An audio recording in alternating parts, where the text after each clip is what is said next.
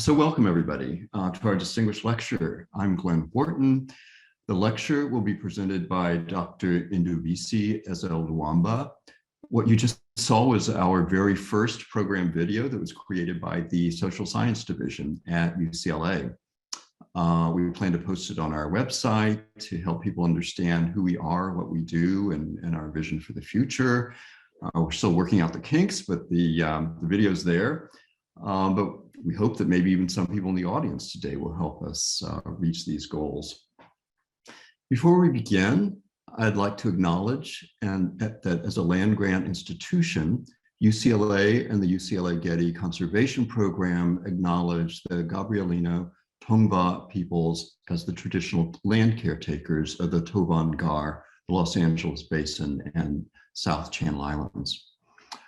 Los Angeles has the largest population of Native American and indigenous people of any city in the US, and multiple programs here at UCLA now engage with members of the Gabrielino Tongva tribe and other Native populations to share knowledge and to redress what occurred in the horrendous events associated with the California missions in the 19th century and the systemic suppression that still exists today. Now, as a note on logistics, given the size of the audience, we won't be able to interact with live chat or even through the chat function of Zoom. However, Dr. Eze-Oluwamba and I will engage in discussion following his presentation towards the end of the hour. Dr. Eze-Oluwamba's presentation today is titled Benin Royal Art and Questions of Restitution. He is the Francois Billion Richardson Curator of African Art at the New Orleans Museum of Art, where he oversees a large collection of traditional African art.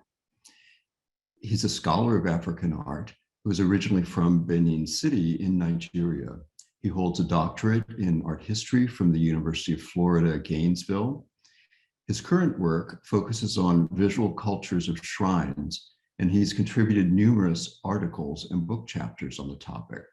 He also writes on museums and the politics of acquisition and spends time behind the scenes working on the important topic that he will address today.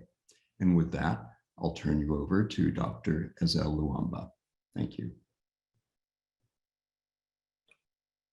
Good afternoon. And I am very glad to be here.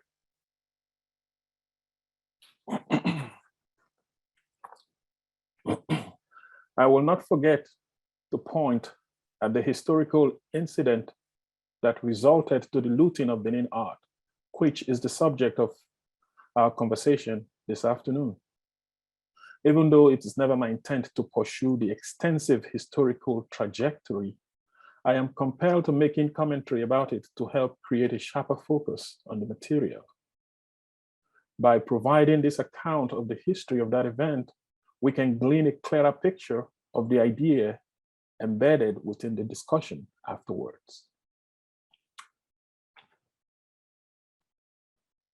The British government, acting upon request from the Royal Niger Company to remove the Benin king, who was seen as an obstacle to trade, in February of 1897, a British force of about 1,200 men, supported by several hundred auxiliaries who were Africans, besieged Benin City. The raid, or in the literature that is called the punitive expedition, as a colonial force was called, bombarded Benin City for 3 days from the Benin port of Ugoton. They touched Benin City and looted 500 years worth of bronze, brass, and ivory sculptures, national treasures that constituted the royal archives of Benin's history. Oba Ovonramwen, who was the reigning Oba at the time, was deposed and sent to die in exile, and Benin Kingdom was incorporated into the colonial nation of Nigeria. During its glorious period, from the 13th to the 19th century.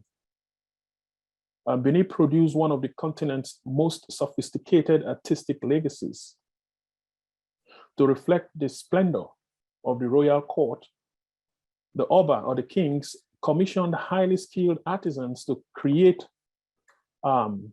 rare and beautiful works of cast brass and carved ivories.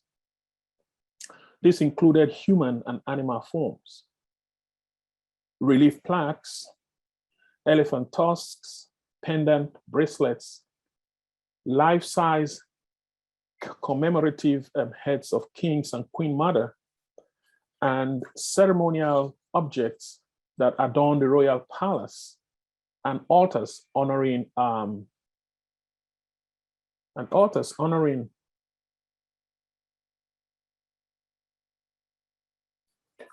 Okay, well, the slide is not working. Characteristically, Benin art was created for the king and his elaborate court. The art is royal art, dedicated to the service of the Oba and the complex rituals that complement his status in the society. Even though the art can be looked at as religious art, it was mostly royal art because of the materials used for its creation. In the past, brass and ivory were the exclusive reserve of the Oba, and he determined who could have access to art objects created using such materials. Due to these characteristics, it was no wonder that Joseph Nevadomsky states that the technical virtuosity and the artistic excellence of Benin art astonished, then puzzled European curators when they first came in contact with them immediately after 1897. This is because the artists placed much attention to create art objects that measured up to the expectations of the king. This is like a snapshot of, what Benin art was, and the meaning of Benin art and the history that, led to Benin art being spread around Europe and eventually to America.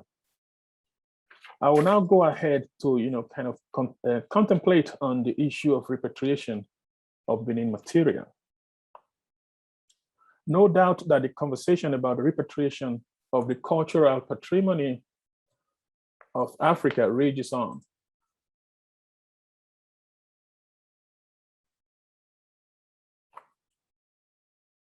Why the extraction and deprivation of cultural heritage and cultural property concerns the generation who participates in the plundering, as well as those who must suffer through extraction, it also becomes inscribed throughout the long duration of societies, conditioning the flourishing of certain societies while simultaneously continuing to weaken others. Repatriation efforts are commendable and important activities which are carried out for the continuous reminder of indigenous people's artifacts in someone else's possession. It helps cast light on the history and cultural relevance of these objects. By engaging with such debates, the essence of its importance will unfold, and we can begin to implement concrete action towards the repatriation of the cultural patrimony of Africa, especially those looted from Benin Kingdom in 1897. I recently stated that the strategy adopted by American cultural institutions cannot be completely articulated. Why some thinks that these institutions should be active participants in the drive to support returning looted artifacts, especially in line with the Native American Grave Protection and Repatriation Act, NAGPRA. Others feel that American institutions should only take their cue from the fallout of European cultural institutions' action with regards to the repatriation of looted African cultural patrimony. Another aspect of this conversation that has remained silent is that of individual collections that remain kept away from the glare of the public. How do we reach these collectors to encourage the return of objects in their private collections? At a recent roundtable conversation at the Young Museum in San Francisco held in February of 2020, in which I participated, Dr. Barbara Plankensteiner of the museum in Hamburg in Germany and myself looked closely at the restitution of the art from Benin Kingdom in the light of the Savoie report. Our discussion centered on the repatriation of Benin materials that were looted and removed from the kingdom after the military raid of 1897. Having carefully orchestrated the raid that led to the looting of over 2,000 objects created for the religious and social use of the king and a number of powerful chiefs, these objects were sold and resold to many Western European countries and North America. The way that these objects have been used within the global North has been subject to different critical debates.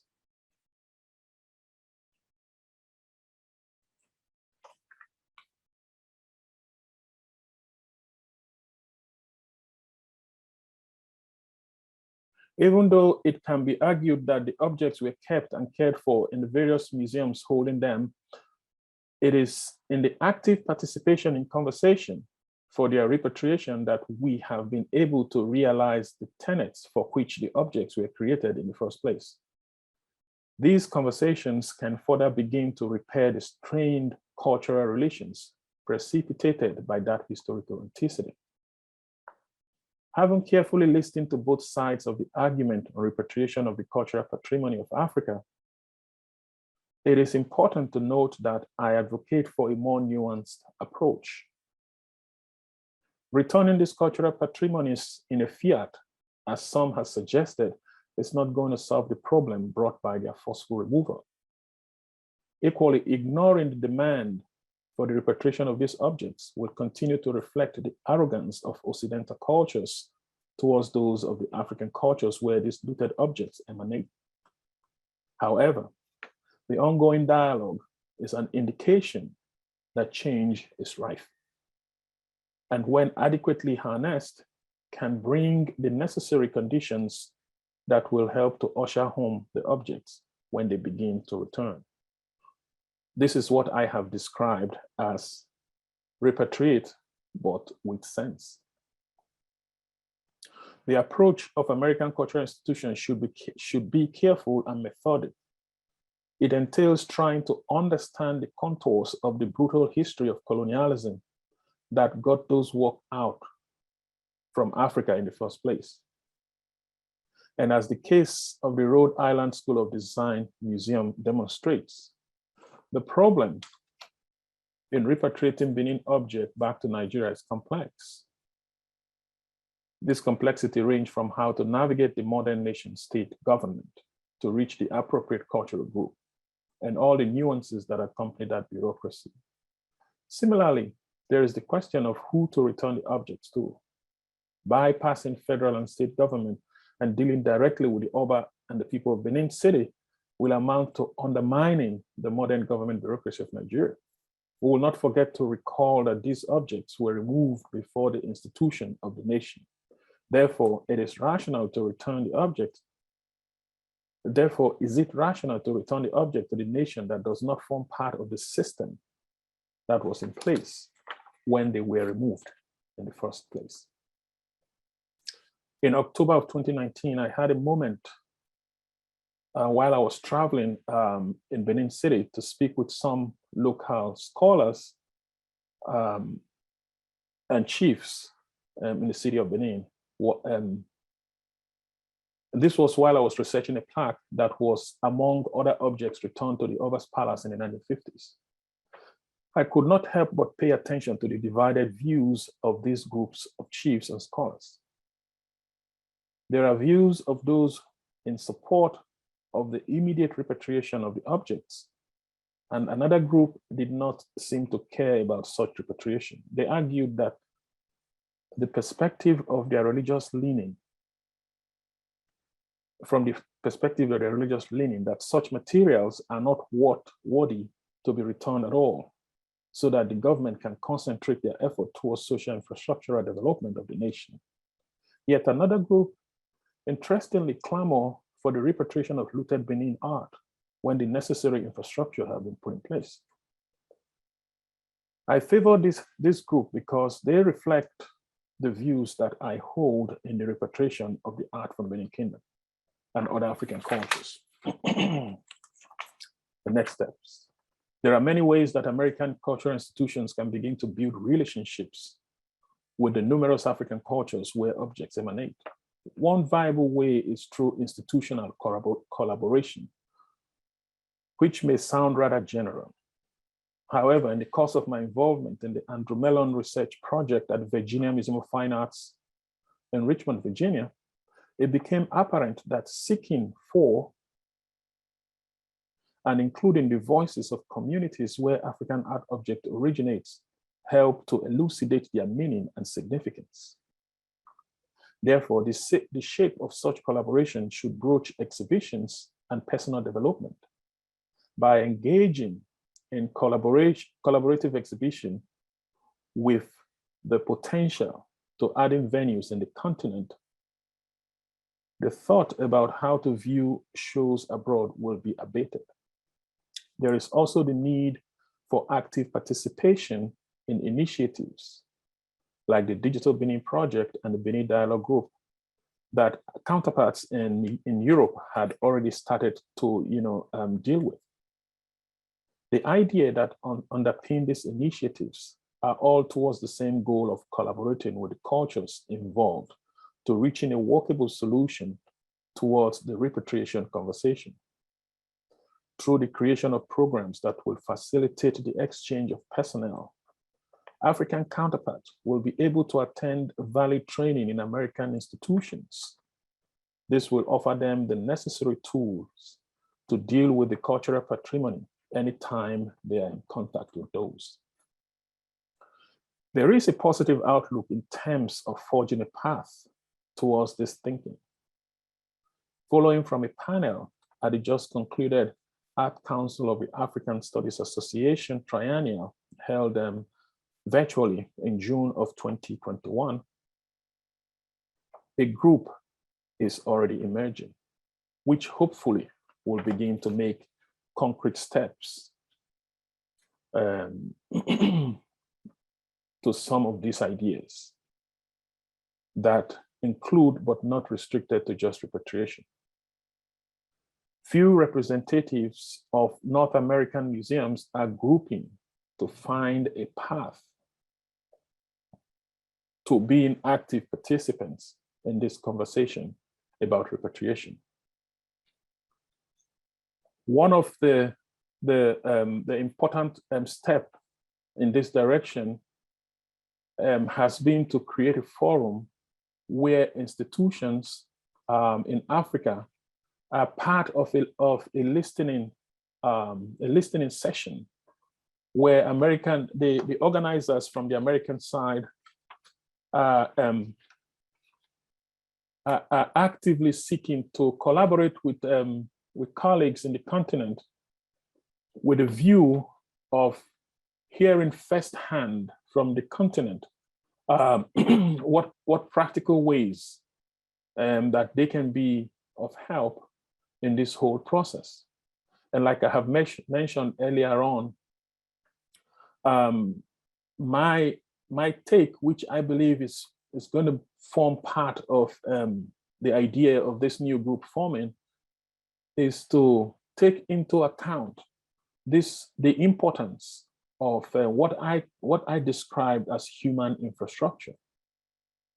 Put simply, this is just an idea of getting folks from the continent and getting them some kind of training going on in various institutions. For instance, there are some institutions that are notable for certain museum practices. The Getty Conservation Institute, for instance, they are equipped with the manpower know-how of how to care for objects. If this idea that is growing gains steam, these are kinds of programs that folks from the continent need to be partakers of, where they are able to get a hands-on experience about how these objects are being cared for when the time comes. I always end by using one of the experiences that I had when I just started research in the field in Africa. I had gone to one of the national museums in Nigeria looking for materials pertaining to Benin social and political history. I had spent the whole day in the museum looking for materials. I couldn't find any. On my way out, a janitor ran after me, stopped me on the way, and asked me that if I was interested in looking at old maps of Benin Kingdom. In excitement, I said yes, and I made a turnaround. Let us go back to the museum to go see the materials that I wasn't able to find. And he stopped me almost immediately and said, no, it's not in the museum. I have them at home. I can provide them to you if you are willing to buy them. Funny as this incident may sound, but it showed that, the caretakers of material culture back in the country or in the continent, some of them lack the technical know-how on how to care for what is under their supervision. Therefore, if we invest on training, any kind of training to folks, and they are abreast with some of these ideas and practices, the business of dealing with the material eventually will be a thing of the past. So going by that, American institutions are actually kind of shaping up, and I believe that going forward, we are going to marshal out plans that would practically affect this whole conversation about repatriation, and even very positively too. And that long fear of knowing what to do would have become a thing of the past. Thank you. Well, thank you, Indy, for such a wonderful update on a really complicated situation. I really appreciate it. And coming from you, you're so involved, both in Nigeria and in the US, and with your connections in Europe as well. You provide a really good insight into what's going on right now. I have a lot of questions for you, as I thought I might. But let me just first of all ask you, if you could, just for the sake of a lot of audience members, could you describe the difference between repatriation and restitution? I mean, it's something that I think many of us working in the field have been thinking about for years, and we have our own definitions. But for audience members who may not be familiar with what is repatriation and what is restitution, could you expand on that a little bit?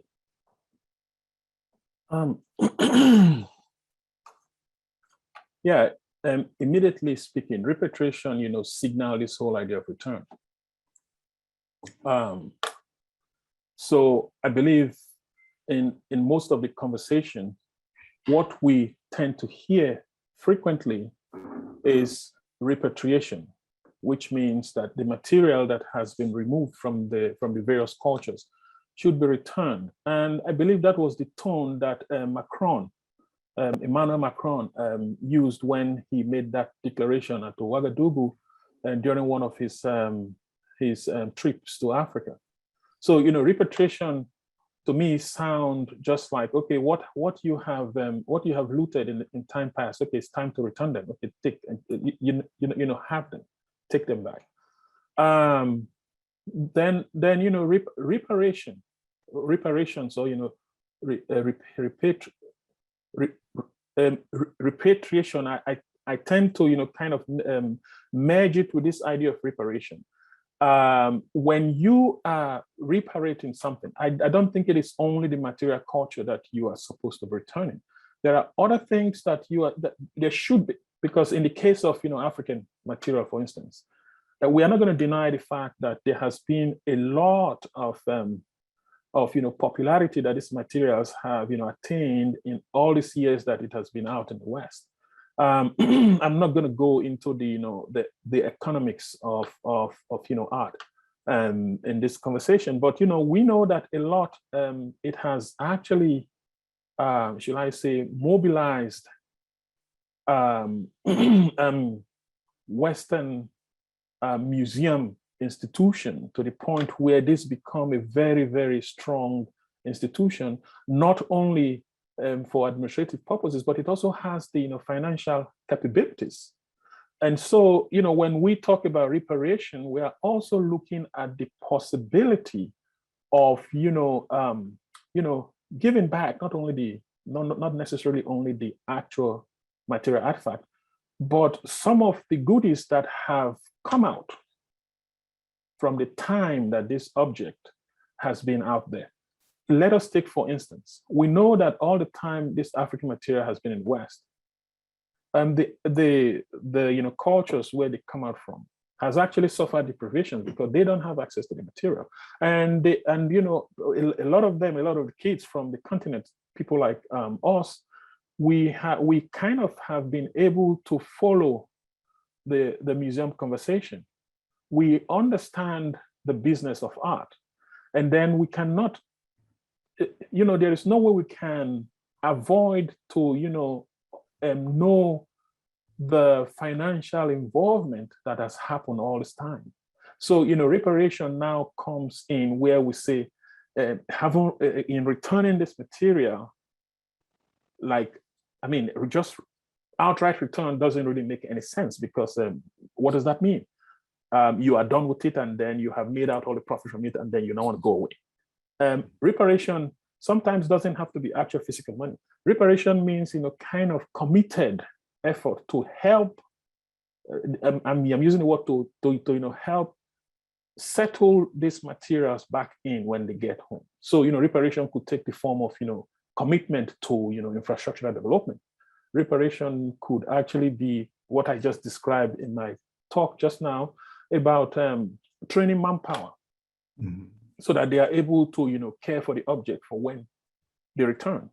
So these are kind of like the two dynamics, and I think there is no way we can speak about one with utmost confidence and commitment without considering and speaking in the same tone with the second one. And that was why when you listen to my paper, I was trying to play both ideas side by side because they are very necessary.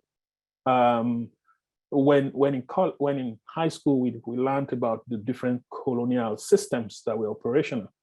When the French colony once requested for independence, what happened was that the colonial administrator, left them overnight, and automatically that system became a disaster. So there should be a methodic way of doing these things.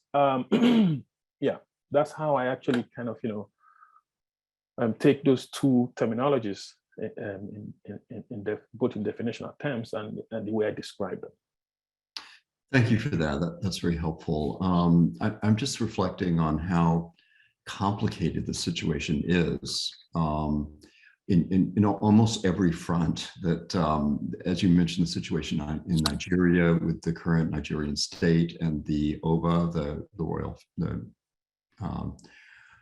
royal leadership, and the question of who do you return these things to and how do you return them? That alone is a big question. But just looking internally at museums and private collections in the global north, there's a whole other set of problems that have to do with provenance. Like how did these objects come into the museums? And I'm thinking not just of the Benin materials, but materials from all over the world, including other parts of Africa. And Mellon, as you mentioned, the Andrew W. Mellon Foundation has invested in a number of institutions now to do internal research, that kind of provenance research, as well as technical research. You mentioned your work at the Virginia Museum of Art. And of course, there's the current project at the Fowler Museum here at UCLA, where curators, conservators, and others are performing technical research, but also provenance research, and they're working with collaborators in various parts of Africa to share in this initial research before any kind of repatriation is launched on. Do you want to talk a little bit more about that, the kind of internal work that needs to be done within these museums before anything can even happen? Yeah, thank you for that very excellent, angle that you have brought the conversation to. Yeah, I am in the museum here in Noma, and most of my colleagues in other museums that have African material. I think one of the major topical points for us these days is dealing with provenance, because the ways that various African material culture came to the West, was actually through this very bleak, brutal way of, kind of forcefully removing things away from the continent. That way, when they found themselves in the West, when they found themselves in the West, I believe knowledge production kind of took another whole turn. I'll take, for instance, the quota reliquary figures that is in almost all African collection in this country. We see just a figure, a wooden sculptural figure carved. But in actuality, that is like part of the complete object. It actually is a bundle. And what the Kota people did, or what the Kota people actually created, was ancestral reliquary bundles, where that bundle becomes a container that holds a remnant of ancestral remains. But when this object found their way into the West in the early 19th century, because of the way they looked, there were institutions that literally yanked those bundles away and cleaned up the actual reliquary figures themselves. You see, by doing that, the essence of the work in the first place have actually been distorted. So therefore, knowledge production equally has suffered in this whole process of, of forcefully removal of these objects.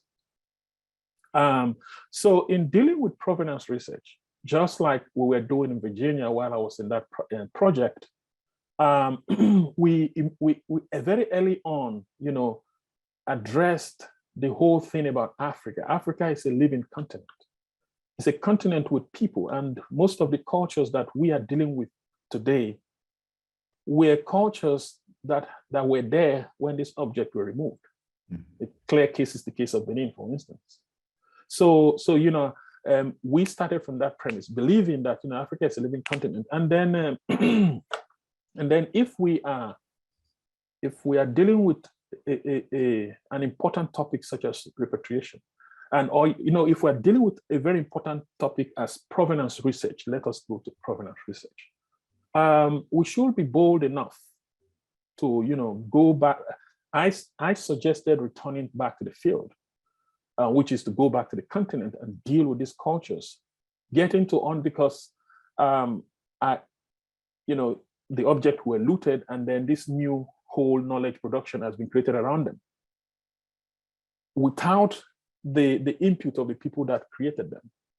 So I feel that if we are going to correct this, we truly have to be bold enough to return back to the continent, deal with the cultures one by one, and kind of begin to find the exact information that complement these objects that we're dealing with. It is hard.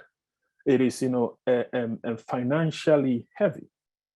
It is also, it's also very heavy for us doing it. I know until fairly recently, Africanists, that is American scholars who study Africa, they may have the privilege or the resources to go to the continent for like a week or two, or a month or a few months. Is that sufficient for you to understand what you are going out in the field to do? Probably not. I was born and raised in Benin City, where I walk in. you can imagine how long it took me to even be able to understand like this much of the culture of the people. I remembered when I started field work in the early 2000s, I believe 2005 or 6. When I go to a shrine where I go to work, if I present my name, because in Nigeria we have this ethnic diversity. If I pronounce my name, they can immediately tell where I come from. So if I pronounce my real name to a Benin person where I'm doing research, they immediately align me back to where my parents come from.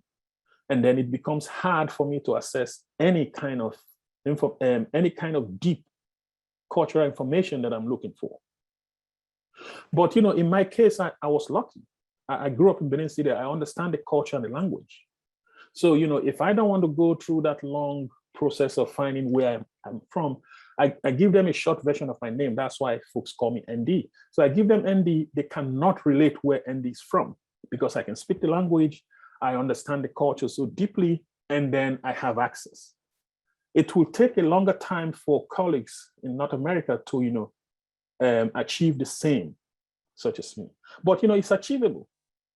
Sustained fieldwork can open that up. So institutions who are really thinking around provenance, a more deeper provenance research should also consider the resources that goes with such endeavor.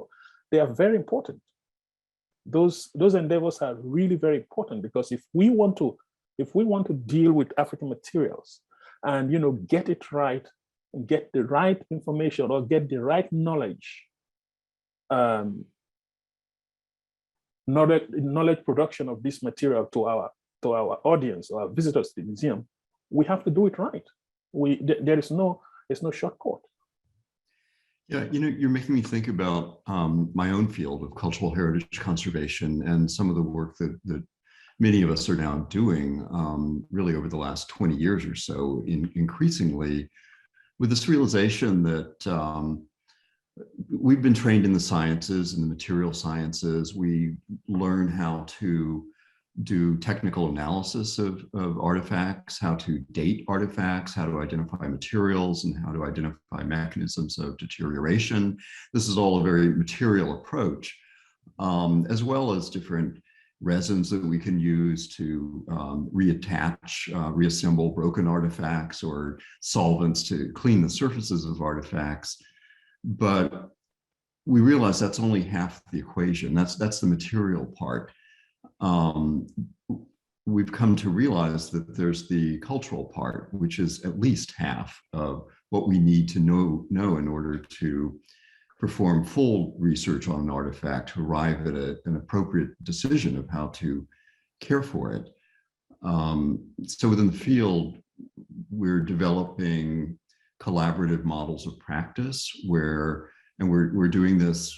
We have an NEH grant in our program right now to develop collaborative models. I'm working with my colleague, Professor Ellen Pearlstein, on this, where our students will be working with representatives of, we could call them origin communities, whether it's African American, Latinx, Asian, or African, to share cultural knowledge with material knowledge.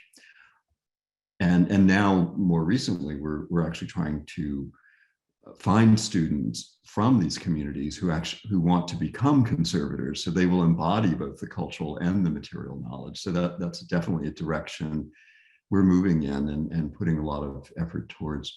But what does that look like in Africa? I feel like what I just described is a very privileged process within American educational institutions where we can do this, and we're working very hard at it. But how then do we, what can we do to facilitate similar work, actually, say, in Nigeria? As you were making as you were talking just now, something kept, going around my head. Exactly what you were saying now was what we actually started experimenting when I was in Virginia.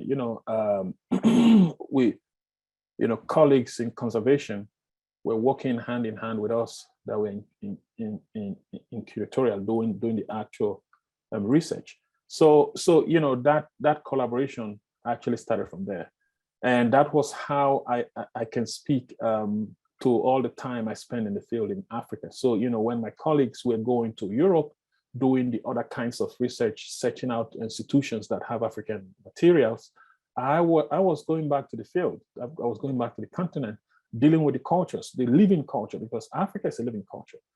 So I was back in the continent doing this, you know, work. The way institutions such as the Getty Conservation Program can help, you know, because I believe is the way that museum institution will eventually, you know, pivot towards. A museum institution are actually working very hard to have conservation departments. I think part of the Mellon money that the Virginia Museum got was to actually set up the conservation lab. So you know, my advocacy of, you know, human infrastructure comes in this way. You know, if we can get folks from the continent, and for instance, especially I know your colleague Ellen Perlstein. I think she was at the symposium in Virginia and towards the end of the project. And I think we have met before then when I came to the Getty. And also one of her students worked with me in that project. And so folks can be brought, say, from Benin City, for instance, to the program at the Getty. And they undergo that training on how to conserve objects, for instance. Another folks can go to an institution that are very well robust in their approach to the actual research and the material and the actual display of this material. They are not just going to, you know, collect a pre-arranged stamp on how to do things. They're actually going there to learn how to do things. Learning does not mean that you transpose only what you have learned into you, because every system has what makes them unique. So you know, when they take this, they add it to their already made knowledge, and then they can use that in a way that it matches their environment. You know, we sit here and talk about the way Western institution does it. But another time, if you look at how the system is, say in the continent, for instance, it doesn't match. An older colleague of mine was at a symposium this morning at Emory, and he spoke about how Benin City, where there is this news about a big museum coming in, he said Benin City suffers from different kinds of infrastructural problems. One of the most important is light. And we need light to, you know, regulate a museum, you know, a temperature for it to be able to, you know, care for certain kinds of objects. When you suffer from those situations or, you know, conditions actually propel humans to, you know, be innovative. So, you know, there could be different ways that they can, but getting that knowledge will actually offer them something like, you know, options. So they are not only like one side human being that knows only one set of idea or one set of thing, but it gives them this, you know, broader kind of way to deal with things differently. You know, we think that the Western museum is the rule of thumb, but probably it's not. I study shrine, and I have started writing about this idea of shrines as mini museums. And that is what they are, because they actually collected and kept objects within them. But, you know, one thing that I can rightly speak about shrines is that objects do not undergo the kind of, you know, conservatory care that they get here. Within the shrine settings, just like the belief that the you know, ancestors or the deity is not static. They believe that when an object gets to a certain point in its lifespan, it is supposed to disintegrate and go away. New ones are created, consecrated, and brought back there. But you know, there's no harm in trying to see if they can conserve it. So yeah, I think institutions such as Getty could open up the avenue for folks to come back, to come here and gain that valid experience on how to do conservation of objects. And then some other folks can go to other institutions and kind of get different kinds of knowledge. And this knowledge, in a way, when they go back, it will play a very, very significant part. And mind you, if that museum in Benin City come to fruition, that is going to be like a test ground to bring all these ideas in, because it is actually going to be like a case study point where other cultures around Benin will actually emulate. I have so many questions.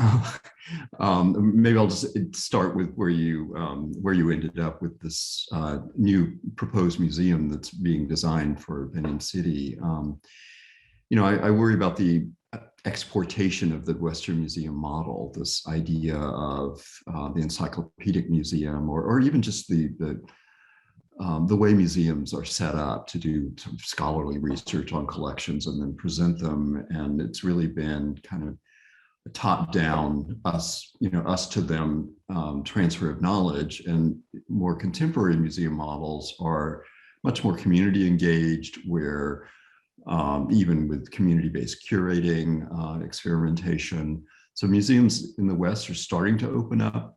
I'm wondering, do you have a sense of how this museum might develop in Benin City? Or will they just be sort of showcasing beautiful objects and telling stories about them? Or do you think that they will engage with community members to help understand the stories associated with these objects? I think the most simple answer to that question is yes. I happen to have been called in as some of the advisors for the proposed museum. And I remember that at our very first meeting, the representative of David Adjaye's associate, who showed some slides and gave some presentation, presented a very remarkable idea of the museum. That was the first time that I heard that presenter say that the museum is going to be like a living museum, whereby even from the location where the architecture is going to be implanted, it's like a hub where, they say they are trying to construct an architecture that will blend into the heat of the environment. The location where the architecture is situated is actually where human traffic is huge within Benin City. So, they are trying to create an institution whereby the people are not, kind of away from the museum. Instead, they both of them are kind of embedded within each other. And then right from the very beginning, this board of advisors have started hammering the importance of not replicating the Western model. Rather, they should be very unique in their approach to museums, over influencing them to replicate the Western model. Probably will not fly, because quite a number of them have actually traveled and they understand how, the way things are shaped and arranged somewhere else, and they are now looking for how to create something unique. So going from even the architectural drawing of this institution, it has already kind of shown trappings of its adaptability to the environment. That is one. And then when you talked about creating an encyclopedic museum, one very important point that maybe people are aware of or they are not aware of is that during the days of what I call empire, Benin was a regional leader where they are today. So the museum is trying to be bold enough to reflect the expansiveness of the kingdom at that time. So they are opening up the museum such that the various cultures that in different ways had, interaction with Benin during the days of empire will somehow find their, space within that, museum. And then that, there was a time when I was really very combative when they speak about, if you go to a museum, you see how things were compartmentalized geographically. The impression that creates in your mind is that every culture were closed from the other. There was no interaction.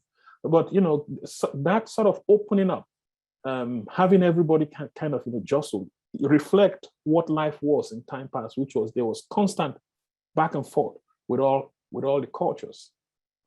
And so in trying to create this new museum, I believe all these nuances are taken into consideration, which means that the museum promises to be something very unique, one of its kind.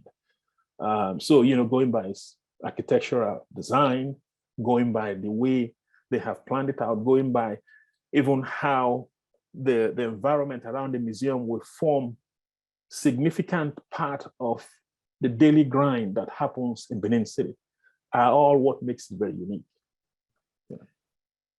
Okay, I didn't know our conversation was going to take us in this direction, but I'm delighted to hear more about the museum. And let's just stick with it. We only have another minute or so left. You seem to be very collaborative, or you want to see collaborative models. And how would you see a collaboration evolve, say, between your museum in New Orleans or the Virginia Museum of Art, or any number of these other museums in the US or Europe that hold Benin cultural materials?